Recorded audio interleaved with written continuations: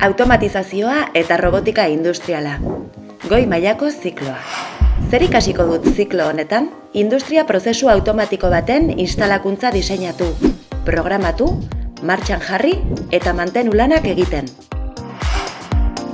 Horretarako, ondorengo alorrak ikasiko ditut. PLC kontrolagailu industrialak programatzen, instalakuntzen kontrola egiteko. Motor elektrikoen funtzionamenduaren oinarriak eta muntatzeko erak. Robot industrialen funtzionamendua eta programazioa. Eragile pneumatiko edo hidraulikoak. Eutsi, altxatu, mugitu bezalako eragiketak egiteko. Sentsoreen funtzionamendua. Prozesua gainbegiratzeko eta kontrolagailuari informazioa emateko.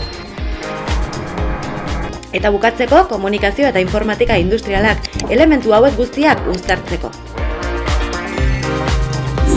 Zer izango naiz zikloa bukatzean?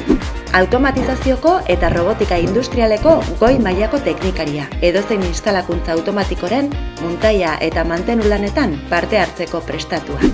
Non lan egin dezaket? Produkzio lerro automatizatu dun edozein sektoretako enpresetan. Hala nola, automozio fabrikak, siderurgia plantak, industria kimikoa, ingenieritza enpresak, mantenu zerbitzuak. Ikasten jarraitu nahi badut? Besteak beste, elektrizitatea eta elektronika alorreko goi mailako lanbide heziketako ziklo edo unibertsitate graduren bat egin dezaket.